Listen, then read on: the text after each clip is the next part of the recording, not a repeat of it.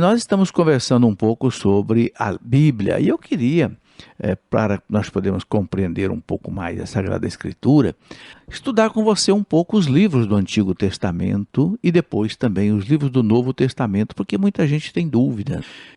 O Antigo Testamento, ele começa lá com os livros do chamado Pentateuco. O que quer dizer Pentateuco? É o nome dado aos 5 primeiros livros da Bíblia: Gênesis, Êxodos, Levíticos, Números e Deuteronômio. E constitui a chamada a Lei de Moisés, que os judeus chamam de Torá. Vamos analisar cada um desses livros um pouco para a gente aprofundar no conhecimento deles, né? O livro do Gênesis, por causa da sua grande importância para compreendermos a origem do homem e do mundo, além também da queda do homem no pecado original, vamos explicar com um pouquinho de detalhe esse livro precioso, cheio de revelações importantes. Ele pode ser lido por extenso, e contém as mais variáveis e importantes páginas da Bíblia. E o Gênesis narra as origens do homem e do mundo criado por Deus e apresenta-nos assim essa maravilhosa história também dos patriarcas, né? Abraão, Isaac, Jacó.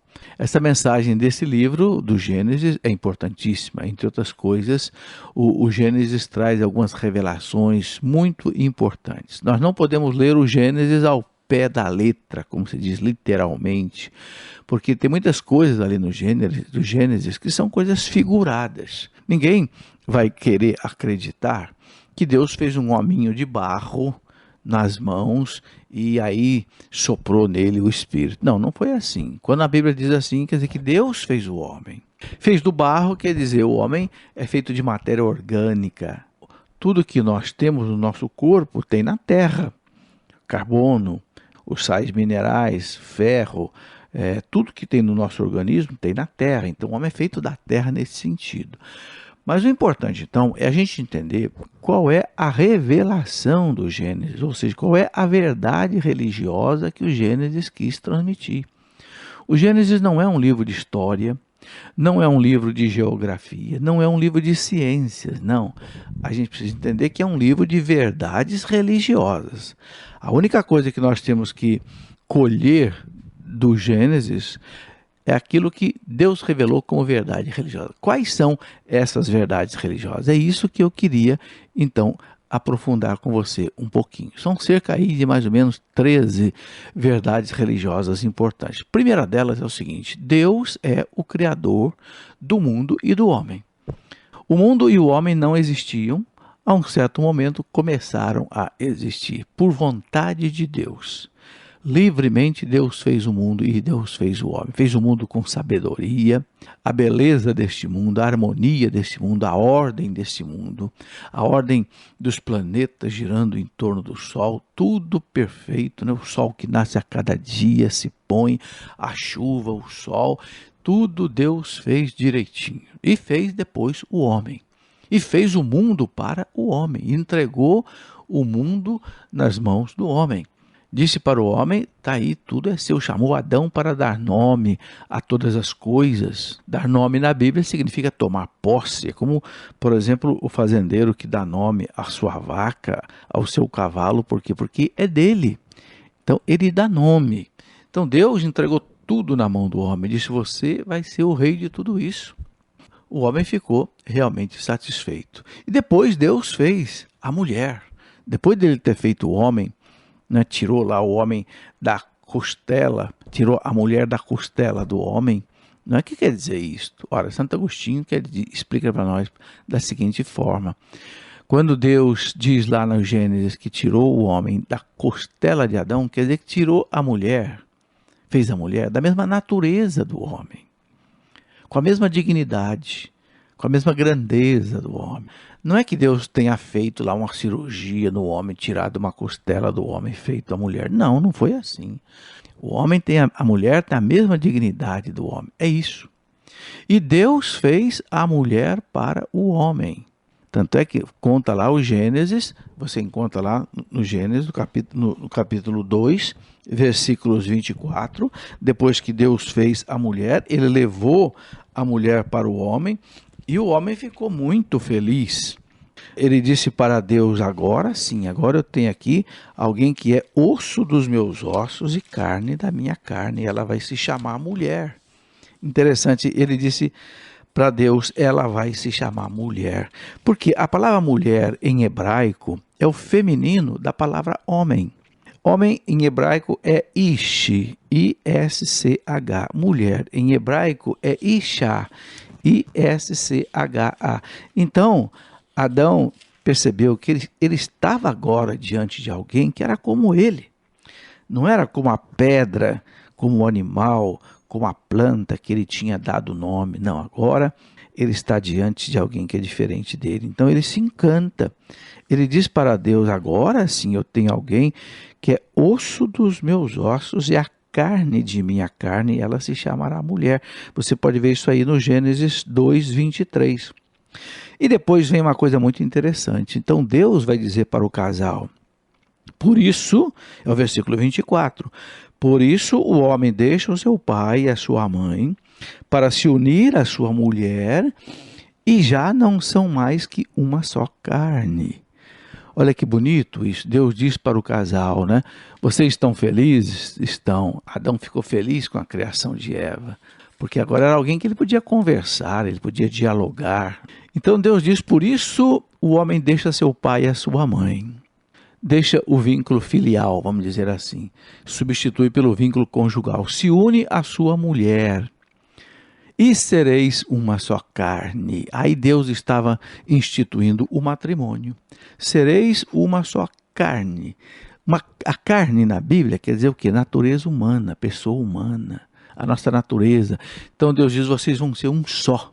É o que Deus quer para o casamento.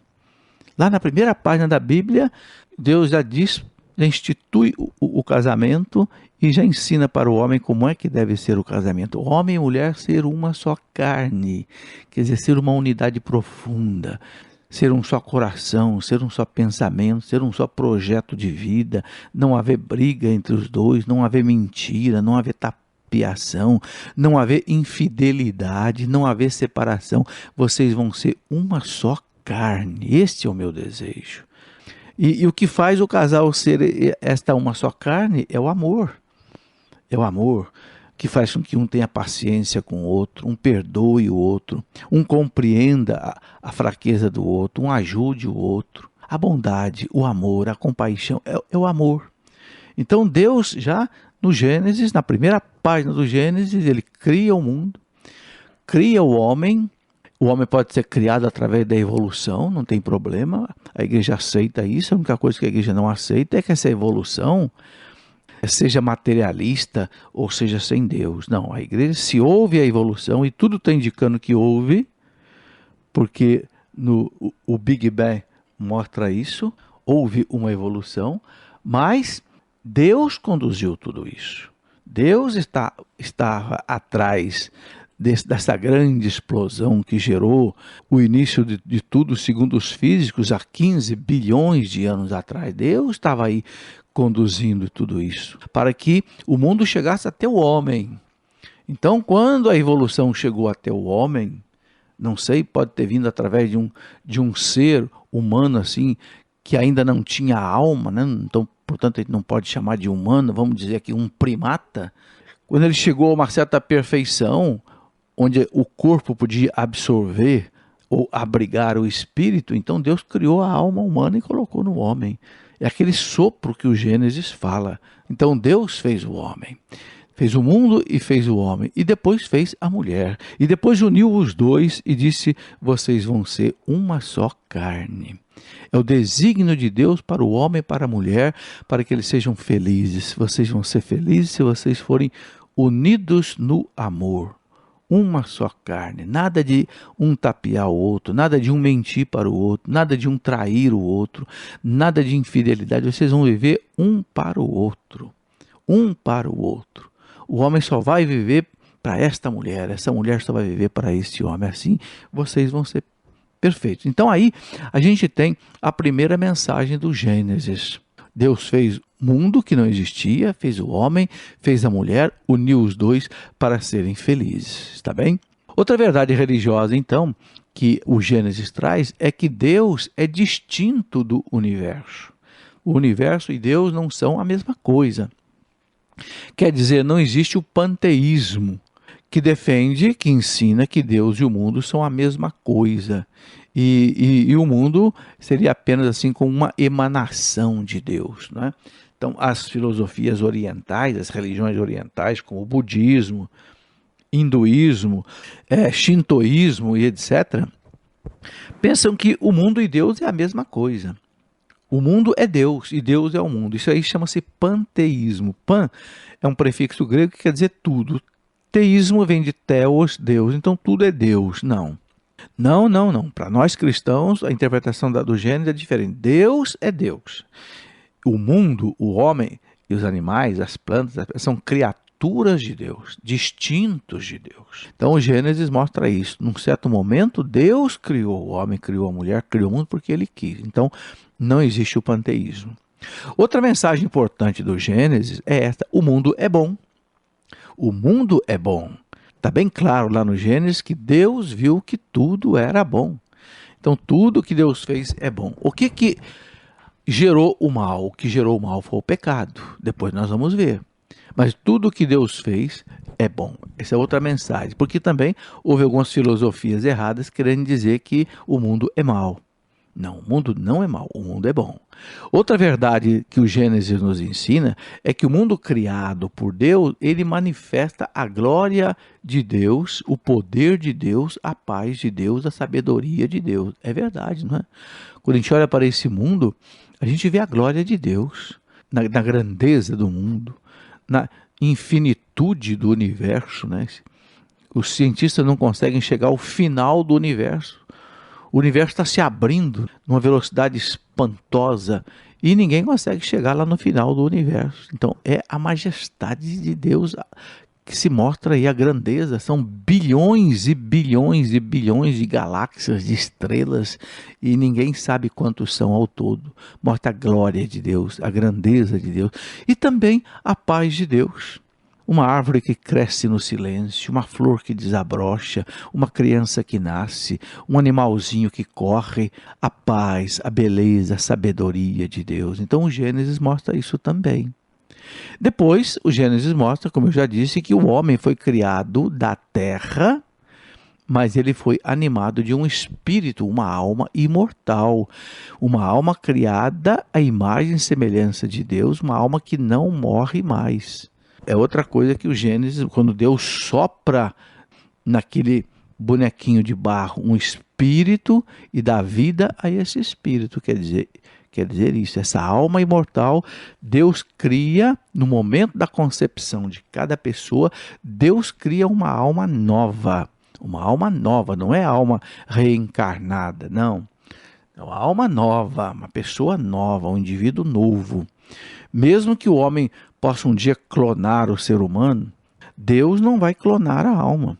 Se o homem clonar o corpo, Deus não vai clonar a alma. Deus vai dar almas diferentes para os dois clones. Portanto, serão pessoas diferentes, não serão pessoas iguais. Porque no momento da concepção, Deus cria uma alma e põe ali. Não importa se a criança foi gerada no ventre da mãe, de maneira como a igreja quer, ou se a criança foi gerada numa proveta. Se foi gerada uma criança, Deus cria uma alma e coloca ali. Entende? E essa alma é imagem e semelhança de Deus e essa alma é imortal. E não existe reencarnação. Lá o livro dos Hebreus, a carta dos Hebreus, capítulo 9, versículo 27, 9 e 27, diz bem claro: está determinado que cada um morra uma só vez. Em seguida vem o juízo de Deus. Então, cada um de nós vai morrer uma só vez e depois nós vamos ser julgados por Deus, o chamado juízo particular. Depois, no final do mundo, vai ter o juízo universal. Não acredite em reencarnação. Isso não existe. Tá certo? Quem acredita na encarnação corre o risco de se perder, porque fica pensando, não, eu vou voltar de novo a esse mundo, então na outra vida que eu tiver aqui, aí eu vou rezar, aí eu vou fazer penitência, opa, cuidado, você não vai voltar. A igreja ensina que ninguém volta. Ninguém volta. Cada criança que nasce é uma criança nova.